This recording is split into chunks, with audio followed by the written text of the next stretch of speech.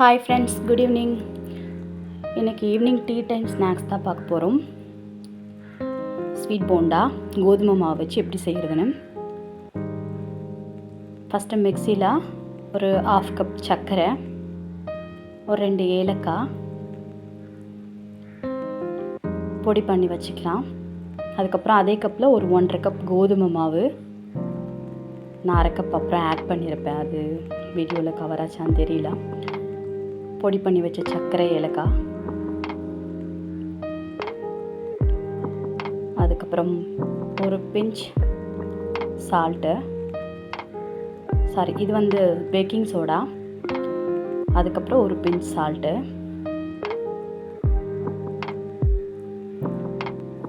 இது அரிசி மாவு 1/4 கப். எல்லாத்தையும் ஆட் பண்ணிவிட்டு கொஞ்சம் கெட்டியான பதத்துக்கு போண்டா மாவு அளவுக்கு கொஞ்சம் நல்லா பிசைஞ்சிட்டு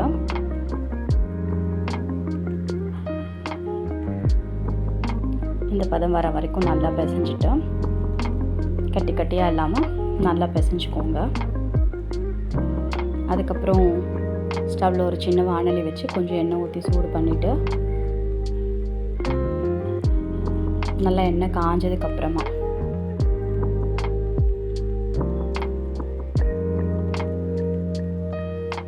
எண்ணெய் காஞ்சிருச்சு. பிசைஞ்சு வச்சுருக்க மாவை கொஞ்சம் கொஞ்சமாக சின்ன சின்ன உருண்டையாக போட்டுட்டு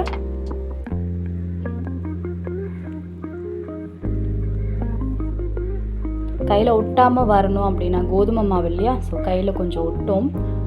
கொஞ்சம் எண்ணெய் தேய்ச்சிக்கோங்க. ஆரம்பத்துலேயே விரலெல்லாம் எண்ணெய் தேய்ச்சிட்டு அதுக்கப்புறம் கோதுமை மாவு எடுத்திங்கன்னா கொஞ்சம் ஒட்டாமல் வரும். ஷேப்பெல்லாம் வராது கோதுமை மாவுங்கிறதுனால. எண்ணெயில் போட்டோடனே அது கொஞ்சம் ரவுண்ட் ஷேப் வந்துடும்.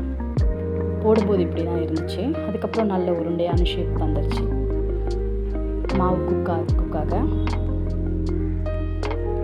நல்லா போட்டுட்டு நல்லா திருப்பி விடுங்க. கொஞ்சம் கலர் சேஞ்ச் ஆகும், நமக்கே தெரியும். இனிப்பு வந்து உங்களுக்கு எவ்வளோ தேவையோ அவ்வளோ ஆட் பண்ணிக்கோங்க. நான் சர்க்கரை ஆட் பண்ணியிருக்கேன். உங்கள்கிட்ட நாட்டு வெல்லம் இல்லை கருப்பட்டி அந்த மாதிரி ஏதாவது இருந்ததுன்னா தண்ணி ஆட் பண்ணுறதுக்கு முன்னாடி இனிப்பு நல்லா ஆட் பண்ணிக்கோங்க. அதுக்கப்புறம் தண்ணி எவ்வளோ தேவையோ அவ்வளோ ஆட் பண்ணிக்கோங்க. கொஞ்சம் போண்டாலையா திரும்புறதுக்கு சுற்றி எல்லா பக்கமும் வேகிறதுக்கு கொஞ்சம் கஷ்டமாக இருக்கும். பட் ஒன்று ஒன்றா திருப்பி விட்டுட்டே இருங்க. நல்லா ஒரு 10 நிமிஷம் ஆகுது வேகிறதுக்கு. 10 இல்லை, ஒரு 7-8 நிமிஷம் ஆகும்னு நினைக்கிறேன். 7-8 நிமிஷம் ஆகுது. நல்லா குக் பண்ணிக்கோங்க. நல்லா வெந்ததுனா தான் கொஞ்சம் ஈஸியாக டைஜஸ்ட் ஆகும், நல்லாயிருக்கும். உங்கள்கிட்ட சுக்கு இருந்தால் உங்களுக்கு சுக்கோட ஃப்ளேவர் பிடிக்கும்னா ஆட் பண்ணிக்கோங்க. பட் எனக்கு அவ்வளோ ஒன்றும் ஆட் பண்ணணும்னு இல்லை. பசங்க சாப்பிடுவாங்களான்னு தெரியல, அதனால் வெறும் ஏலக்காய் மட்டும் சர்க்கரை பொடி பண்ணும்போது போட்டுக்கிட்டோம். உங்கள்கிட்ட சுக்கு இருந்தால் போட்டுக்கோங்க.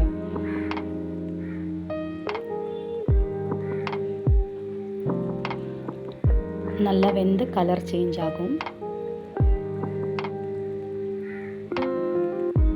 கொஞ்சம் ஆல்மோஸ்ட் குக் ஆகிடுச்சு.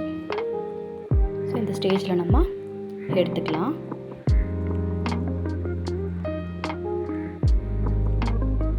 இந்த ஸ்டேஜ் ஓகே, கொஞ்சம் கலர் சேஞ்ச் ஆகிடுச்சு. நம்ம இதை போய் எடுத்துக்கலாம்.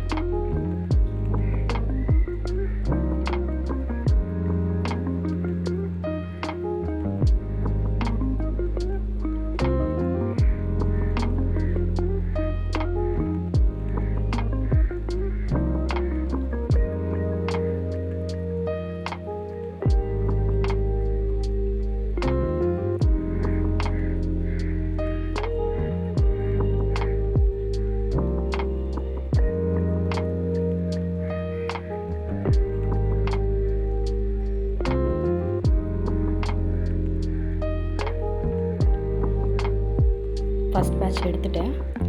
செகண்ட் பேட்ச் கொஞ்சம் தீயை கம்மி பண்ணிவிட்டு திரும்ப ஒரு ரவுண்ட் அதே மாதிரி.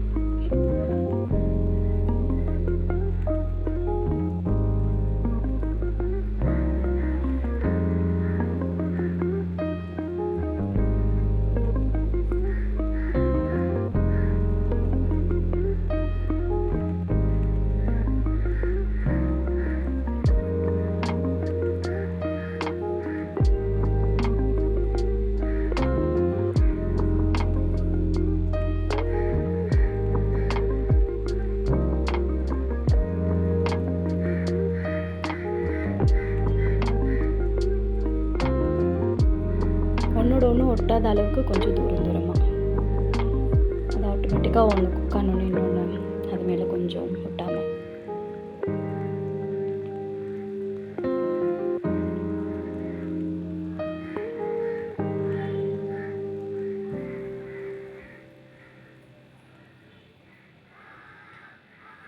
மாவு கொஞ்சம் கெட்டியாக இருந்ததுனால எனக்கு ரொம்ப ஒன்றோட ஒன்று ஒட்டலை, நல்லாவே வந்தது.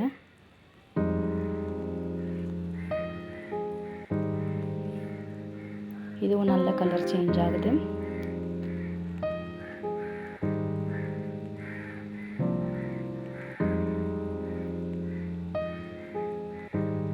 வடைன்னா நம்ம ஈஸியாக திருப்பிடலாம், 2 பக்கமும் ஈஸியாக குக் ஆகிடும். பட் போண்டா அப்படி இல்லை, எல்லா சைடும் குக் ஆகணும்.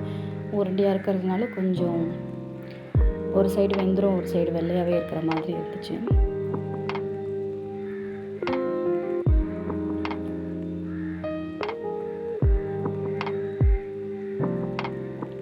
இதுவும் குக் ஆகிடுச்சு, எடுத்துக்கலாம்.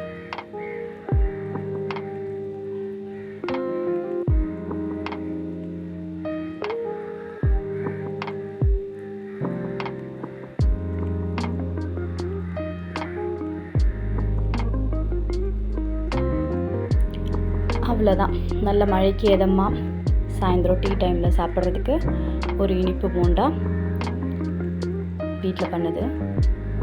உள்ளெல்லாம் நல்லா வெந்திருக்கு, நல்லாவே குக்காக இருந்தது, சாஃப்டாக இருந்தது. குழந்தைங்களுக்கு ரொம்ப பிடிக்கும்.